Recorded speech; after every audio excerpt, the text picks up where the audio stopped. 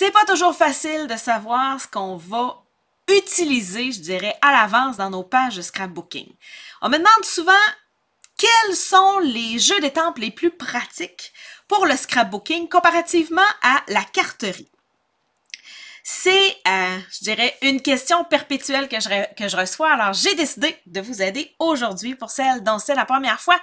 Je m'appelle Nancy Gauthier, ça fait 15 ans que je suis la madame Tupperware du scrapbooking. Alors, je vends du matériel de scrapbooking par catalogue via Stampin' Up. Et aujourd'hui, je vous aide à démêler 6 types de jeux d'étampes et de découpe pour votre machine de coupe qui sont plus appropriés, je dirais, pour le scrapbooking.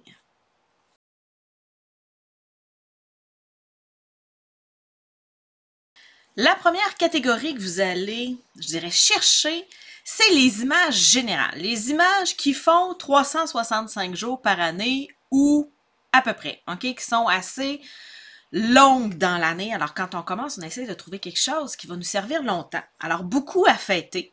C'est un petit pot maçon. Vous avez des couvertes, mais vous avez surtout ce qui va à l'intérieur qui peut servir d'arrière-plan, qui peut servir de décoration sur une carte de texte. Alors, vous avez des cœurs, des fleurs, des étoiles, du feuillage, des flocons. Vous faites toute l'année, toutes les saisons et toutes les occasions. Des fois, vous allez trouver une partie, je dirais, de ces images générales-là, comme ici dans Vœux en couronne. Alors, vous allez avoir des cœurs, vous allez avoir des fleurs, vous allez avoir du feuillage. Dans les découpes, vous allez avoir des cœurs avec des formes différentes, des fleurs avec des formes différentes, des boucles de ruban. Ce sont des formes qui sont générales à toutes les saisons. Vous allez avoir des choses plus spécialisées, alors des cœurs plus spécialisés, des découpes de cœurs plus spécialisées. Même chose avec les étoiles. Vous allez avoir des découpes d'étoiles qui sont plus... vous allez avoir une plus grande quantité. Vous avez la même chose ici. Hein? J'ai des étampes en étoiles. Ça vient avec une petite boucle, avec des ballons, mais c'est quelque chose que je peux utiliser à plein de saisons. En dehors de ces images-là, il y a d'autres images que vous pouvez utiliser à l'année. J'aime énormément le kit de maison qui est ici. Il y a des arbres, alors ça fait dehors aussi, ça fait dehors d'hiver, les arbres n'ont pas de feuilles, mais quand même, vous avez des petits flocons ici. Et dans les découpes, vous avez 2 maisons qui découpent soit une étoile ou un cœur. Fait que ça vient étirer vos maisons pour vous donner des étoiles, des cœurs. Puis vous avez des vagues qui viennent vous faire une bordure. C'est 2 autres, je dirais, thèmes que je vais vous expliquer plus tard. Moi, j'ai une jeune famille. Alors, je dois vous avouer que les petits smileys chez nous, ça pogne à l'os. Alors ça, c'est un jeu d'étampes qui n'est pas dans le catalogue, c'est dans la brochure de débutante. Alors, je dirais, il est difficile à trouver si vous n'avez jamais vu cette brochure-là. Vous allez la voir sur mon site web. Mais j'aime beaucoup les petits sourires qui sont dedans, les petits ronds. Ça vient faire des textures qui sont faciles. Je vais vous montrer ce que j'ai comme texture plus tard. Alors ça, c'est quelque chose, je dirais, qui est plus spécialisé à ma famille de pré-ado. Même chose ici, avec des jouets, une banderole. Tantôt, je vais vous expliquer les étiquettes que j'ai, des textures avec mes petites étoiles que j'ai ici. Mais ça, je dirais que c'est plus au fait de ma famille. Même chose ici avec à plein moteur, je l'utilise tout le temps. Il y a de la texture que je vais vous expliquer plus tard, mais il y a surtout les engrenages. C'est pas facile de faire des choses de garçon. Beaucoup plus facile de faire des choses de filles parce qu'on a des millions de fleurs. Mais des choses de garçon, les étoiles, les engrenages, ça me dépanne très, très, très, très souvent. La deuxième chose que j'utilise le plus dans mes albums, c'est des étiquettes. Je suis toujours en train d'écrire cette page, cette photo-là, c'est Noël 2015, c'est pas Noël 2017. Bon, je suis en train d'écrire où on était, avec qui on était. Alors, ajouter des étiquettes, soit sur mes photos directement, sur mes cartes de scrapbooking à pochette de Project Life. Des étiquettes, c'est ce que vous allez voir, c'est ce que j'utilise aussi souvent que mes formes générales, si ce n'est pas plus souvent. J'ai hésité entre les 2 catégories. Alors, pour quelqu'un qui commence, le plus facile, c'est d'y aller avec des perforatrices à main. Vous n'avez pas besoin de machine pour les faire fonctionner. Mais vite, vous allez réaliser que c'est beaucoup plus économique d'avoir une machine de coupe avec des découpes d'étiquettes. Vous allez avoir une plus grande diversité pour le même prix. Mais pour commencer, si vous voulez avoir une ou 2 perforatrice à main pour avoir des formes. Vérifiez si vous aimez le scrapbooking, mais rapidement, quand vous allez voir que vous aimez ça, vous allez vouloir vous acheter une machine de coupe. Et il y a des lots où vous allez avoir uniquement des étiquettes. C'est les plus rentables quand on commence. Celui-ci, il s'appelle Chic étiquettes.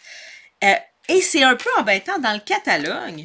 Il vient avec un kit en spécial à 10% de rabais avec des images générales. Alors, tu sais, des fois, on a l'impression qu'il n'y a pas de jeux d'étiquettes dans le catalogue. C'est souvent qui ont été associés à des jeux plus généraux dans lesquels vous allez avoir du feuillage, vous allez avoir de la texture, des images générales. Mais moi, pourquoi je l'aime, c'est vraiment les étiquettes. Et là, si vous avez déjà un peu de produits de carterie, vous allez vous dire, ah, me rééquiper pour faire du scrapbooking, ça peut revenir cher. Essayez de fouiller dans ce que vous avez. Vous allez découvrir souvent des étiquettes dans des jeux et vous allez être capable d'étirer, je dirais, la vie de vos jeux. Celui que moi, je vais énormément étirer cette année, c'est Magie et Merveille. Alors oui, c'est extrêmement Noël quand on le regarde là. Mais quand on le tourne, on se rend compte qu'il y a une grande étiquette, 2 étiquettes, je dirais, à soleil, là, avec des petites bandes, et un cercle, des petits cercles ici pour venir se faire une bordure. Alors, c'est un jeu de découpe, oui, où il y a quelques découpes de Noël, mais il y a énormément de découpes générales, incluant énormément d'étiquettes. Même chose avec Hippopotamus, qui est, à le regarder, un jeu pour enfants. OK, les petites licornes, les petits moutons, c'est cute, cute, cute, cute, cute. Mais quand on tourne la découpe, on se rend compte qu'il y a 1, 2, 3, 4, 5, 6, 7, 8, 9, 10 étiquettes. Et des images générales, parce qu'on a aussi des petites fleurs, qui sont des images générales. Mais essentiellement, lui, pourquoi je l'aime et que je l'utilise, ça n'a juste pas de sens. C'est les 10 étiquettes qui sont dedans, on va se dire la vérité. Des fois, vous allez avoir des boîtes qui vont venir avec des étiquettes. Essayez de voir un peu dans ce que vous avez déjà où vous ne pourriez pas trouver des étiquettes. Alors ici, on a une combinaison d'étiquettes et de rectangles festonnés. Ici, c'est vraiment un kit d'étiquettes. Alors, vous allez aussi pouvoir transformer des cercles, des rectangles, des ovales, des carrés festonnés en étiquettes. Alors, voyez un peu plus loin que ce que vous avez. Même chose ici avec les formes que j'ai. Et vous allez avoir des jeux qui sont identifiés comme étant des étiquettes. Ils sont coordonnés à aucun jeu d'étampes du catalogue. Ce ne sont que des découpes pour aller dans une machine de coupe d'étiquettes. Alors ici, regardez, avec ma boîte, j'avais une étiquette ici, j'avais une bordure de texture, je vais vous montrer mes bordures plus tard, un bout d'étiquette qui est juste là. Alors, amusez-vous à découvrir où est-ce que vous n'auriez pas de cacher des étiquettes. Regardez bien, ici, j'ai un jeu de fleurs que j'utilise énormément. Les fleurs, le feuillage, j'utilise beaucoup ça en scrapbooking. Mais si on le tourne et qu'on va voir les découpes, regardez la superbe étiquette qui se coordonne vraiment très, très bien. Moi, je fais plus de scrapbooking à pochette que de scrapbooking traditionnel. Je l'ai, c'est une belle, belle, belle grandeur. Ils sont cute, les petites chouettes. Mais avez-vous déjà remarqué qu'il y avait 3 étiquettes qui venaient avec? Alors, poussez un peu votre regard à vos étiquettes. Et là, je vais vous donner un truc. Je ne l'ai pas fait parce que moi, je travaille dans mes étampes et dans mes découpes à la journée longue. Alors, je sais assez bien ce que je possède. Mais il y a énormément de gens que je connais qui se font un index de ce qu'ils possèdent par catégorie. Alors, ils vont se prendre un cartable, un duotang, ils vont avoir des index sur le côté, puis ils vont avoir une page sur laquelle ils vont mettre toutes leurs images générales, puis ils vont indiquer de quel jeu d'étampes ça vient. Même chose avec les découpes. Alors, je pourrais venir découper mon étiquette qui est juste ici et venir mettre à côté le nom du jeu d'étampes et de la découpe, parce que moi, je les garde ensemble, attachés avec un élastique. Je pourrais venir indiquer de quel jeu d'étampes et de découpe ça vient. Alors, quand j'arrive pour faire mes projets, j'ouvre mon cartable et je dis « Ah, j'ai besoin d'étoiles. Où est-ce que j'ai des étoiles? » Je n'ai pas de jeu d'étampes avec juste des étoiles de toutes les formes. J'ai un jeu de découpe, mais pas un jeu d'étampes. Là, je voudrais avoir des étoiles. Ah! Je vais être capable de trouver des petites dans ces 3 jeux-là, des moyennes dans ces 2 jeux-là. Vous allez être capable d'identifier où sont vos choses grâce à cet index-là qui va énormément vous aider. La 3e catégorie, c'est la catégorie des lettres. Alors, ça va vous prendre, à moins que vous aimiez écrire vos titres à la main avec des belles grosses lettres, que vous avez une très belle écriture, ça va peut-être, vous allez peut-être avoir envie d'avoir des lettres à étamper. Alors, vous allez pouvoir venir vous prendre soit des lettres à étamper individuellement, soit des lettres à venir découper individuellement dans votre machine à coudre, ou des mots préfaits que vous allez pouvoir utiliser dans votre scrapbook. Et là, il y en a encore une fois beaucoup de modèles. Il y a un modèle que j'aime beaucoup ici. J'aime pouvoir faire mes petites lignes pour écrire sur une photo. Alors, je peux venir étamper avec la Versamark noire, puis venir écrire sur mes photos. Ces petites lignes-là, là, ça paraît de rien, là, mais je les utilise beaucoup. Date, heure, lieu, ça aussi, j'utilise beaucoup ça. Vous allez pouvoir aussi, dans vos vœux, retrouver des choses qui sont facilement utilisables dans le scrapbooking. Hein? Je souris grâce à toi. Une belle aventure commence. Alors, dans vos jeux de vœux, vous allez retrouver. Ça, c'est des chiffres que j'avais par le passé. Ils ne sont plus dans le catalogue, mais je les ai encore. Alors, tu sais, c'est pas une secte, le scrapbooking. Vous avez des choses, vous pouvez les utiliser, même s'ils ne sont plus dans le catalogue Stampin' Up. Et vous avez des mots prédécoupés qui s'agencent avec des jeux d'étampe que vous allez pouvoir venir vous faire pour utiliser, je dirais, dans vos titres pour vos pages de scrapbooking.